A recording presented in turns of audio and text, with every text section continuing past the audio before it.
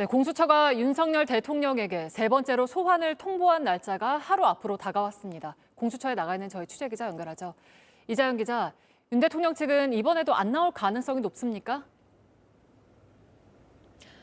단정할 수는 없지만요. 일단은 그럴 가능성이 높습니다. 이 세 번째 출석 요구서대로라면 윤석열 대통령은 내일 오전 10시에 이곳 공수처에 나와서 내란 우두머리 또 직권남용 혐의 받는 피의자 신분으로 조사를 받아야 합니다. 그런데 출석 요구서 윤 대통령 측은 이번에도 수취 거절했습니다. 그러면서 이런 출석 관련해서 공수처의 입장을 따로 전하지도 않았습니다. 윤석열 대통령의 대리인단 측은요, 사실상 조사에 응하지 않겠다는 뜻을 밝혔습니다.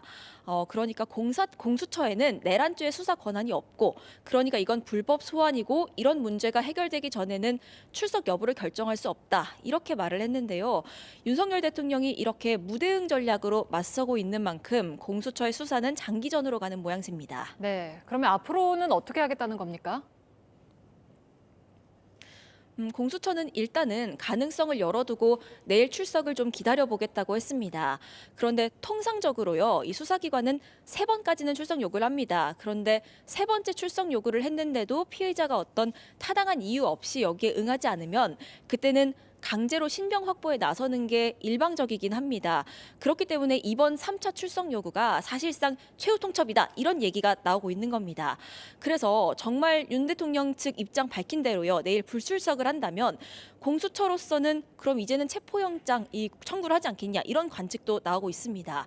그런데 공수처가 영장 청구를 한다고 하더라도 이걸 법원이 기각할 수 있기 때문에, 또 이렇게 기각이 된다면 그만큼 수사 동력이 떨어지는 것이기 때문에요, 공수처로서는 마지막까지 고심을 좀 할 걸로 보입니다. 네, 그러니까 검찰 수사는 상당히 진행이 된 상황인데 공수처로서는 더 난감한 입장 아니겠습니까?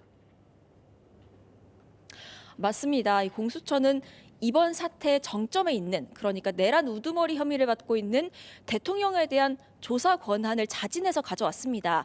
그런데 김용현 전 장관 수사하고 있던 검찰은 어제 김 전 장관을 기소했죠. 그러면서 윤석열 대통령의 발언도 공개를 한 바가 있습니다. 계속 들으셨겠지만 총을 쏴서 문을 부수고 들어가서 끌어내라, 이런 발언도 나왔고요. 계엄이 해제된다 하더라도 두 번, 세 번 하면 된다, 이런 발언도 공개가 됐습니다.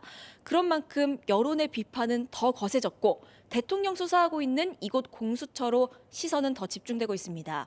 그런데 공수처는 이 피의자 조사조차 소환조차 못하고 있는 상황이기 때문에요, 부담이 될 수밖에 없습니다. 지금까지 공수처에서 JTBC 이자연입니다.